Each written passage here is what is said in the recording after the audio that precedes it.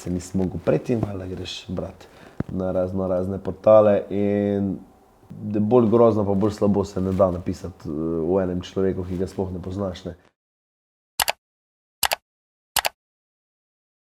Živjo, sem Dejan Krajnc, sem doma z Laškega in sem glasbenik. Nekateri me poznate pod nadimkom Poskočni Dejan, po novem pa tudi po umetniškem imenu Dejan Dogaja.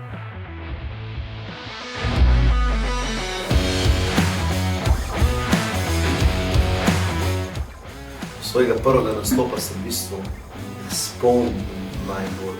Spomnim se tistih otroških nastopov, ko sem v nižji glasbeni šoli igral klarinet, igral klavir, ker imam nižjo glasbeno šolo iz obeh inštrumentov. In takrat se z enim frendom smo igrali za Silvestrovo tam čez reko na ene take večje nastope in takrat je bil mogoče večji nastop. Jaz vem, da sem se tako 14 dni pripravljal, zdaj pa bo vse skladbe razložene po vrsti, prva ta, pa druga ta, tretja ta, to bomo pa zdaj razturali.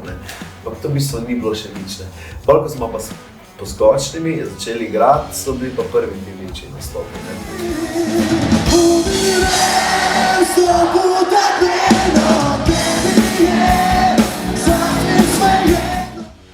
In nikoli ne bom pozabil, moj najljubši nastop je bil sigurno, mislim, kakšne 3 leta nazaj, na Štajerskem koncu v Polskavi, kjer sem prvič in edinkrat, kako se reče temu, stage diving.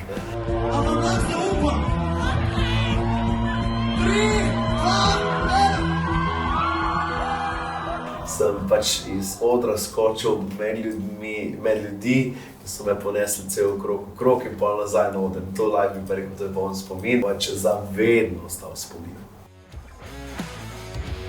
Vedno je neka želja po dokazovanju, želja po uspehu, želja po kvaliteti, želja po tem, da boš raztural, da boš res dal vse od sebe. V bistvu tudi malo strah pred tem, da boš slabši, kot si bil prejšnjič.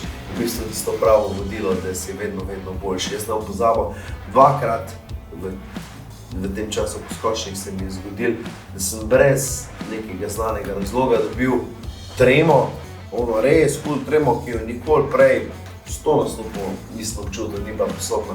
Nekaj efekt pride, ne vem, ali je to publika, ali je to lepa punca v prvi vrsti. In pač ja, sem prišel na oder, čisto vse zvaden, skoncentriran, začnem wow, kaj pa zdaj, panika, kaj je zdaj? Pa bi pa že band igra in kak smo in prvi momenti, ki ti padajo na misel, uporabiš, se ne vem, skoncentriraš na enega v publiki, ti njega vprašaš in kak si ti in v tem času se bo vse spremenil in bo prišla ideja. Poskočni so v bistvu najlepša stvar, kar se mi je zgodilo v life. Mogoče pa najslabša to, da smo šli na razne. Pač nas je na koncu res družila samo še naša muzika, zato ker pač fantje so imeli drugačen pogled na svet, jaz sem drugačnega. Sem zaznal na raznih Facebookih pa Instagramih, jaz sem res, kar sem pisal njih, nisem velik, kar pa sem pa tako pozitivno smislil, sem pa tako med vrsticami pri njih prebral kakšno par ljubk oziroma kakšno ne najbolj pozitivno stvar.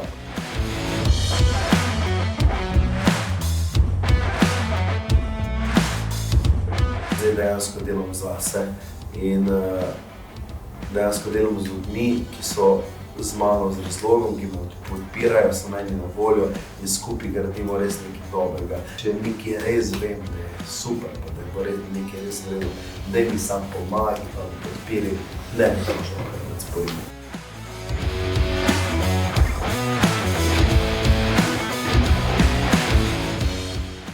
Kaj pa tako osebno življenje? V družini, kakršnekoli travme? Ravno enkrat tako stati, pa mami šla na moj nastop. In pač po smrti babice je pač dedi bil res navezan na njo in je pač tudi sam pomagal in je pač ta čas, ko sta bila moja starša na nastopu, je dedi izkoristil in se je rečemo v domači hiši obesil, naredil samomor. Naprimer, to je rečemo ena taka stvar, ki me je zaznamovala, ki sta mi pač starša drug dan to povedala. Do takrat sem 100% preziral da si človek, ki je sam sebi naredi, sploh da si vzameš življenje.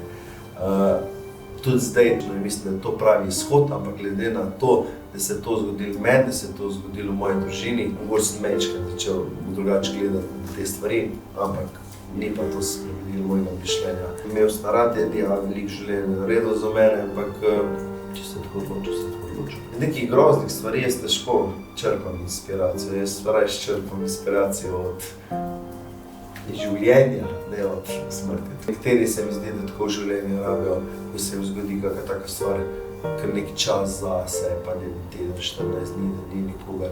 Se mi zdi, jaz tako gledam zadevo, življenje teče naprej. Ali smo, ali pa nas ni. Ko ni enega Dejana s frizuro, pride drug Nejc z raztrganimi hlačami. Važno je, kaj ti tisti trenutek, ko si, pustiš in tisti trenutek, ko si, daš.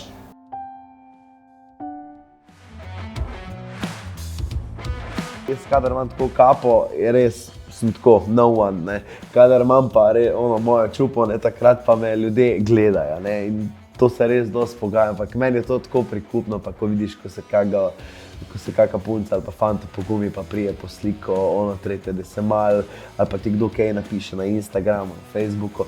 To je meni tako prijetno, ker se mi zdi, da tega kljub temu, če si rečemo najbolj prepoznaven v Sloveniji, je tega še vseeno tako malo, ne moramo enačiti to z nekimi zvezdami v tujini, ko jih čakajo pred hišo, kdaj bodo šli po domače scati.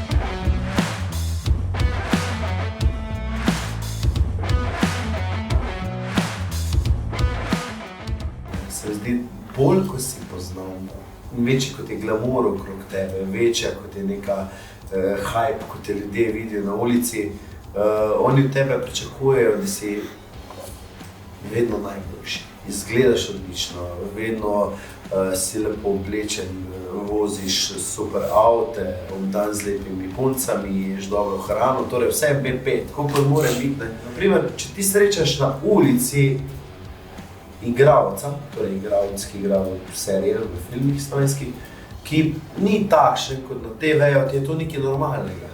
Zakaj? Zato, ker je on igralec. Po drugi strani, če si pa ti TV voditelj oziroma glasbenik, ti pa igraš skozi samega sebe, ne? Moraš biti vedno nasmejan, vedno dobre volje, vedno razposajen, vedno pripravljen pomagati vsem ljudem na tem svetu, vedno se razdajati za druge in biti in sploh in dobrodeljen in tako naprej.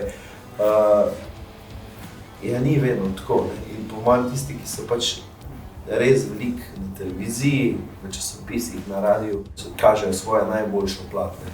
Ko pride domov, tam so pa tisti problemi, ki te počakajo.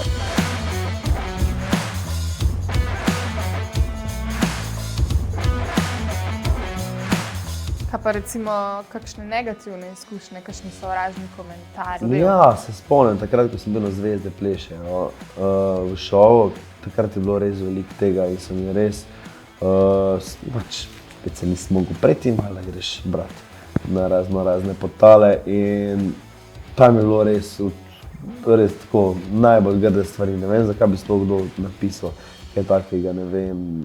Vse slabo, ne spomnim se zdaj dotično, kaj je pisalo, ampak mislim, da bolj grozno pa bolj slabo se ne da napisati v enem človeku, ki ga sploh ne poznaš, ne.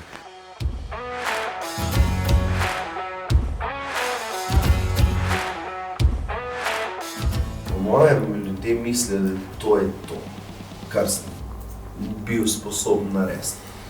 Jaz pa mislim, da zdaj, ko sem šel pa res na svojo, ne, še tu sem si kar čisto frišel še 2 dni stare Dejan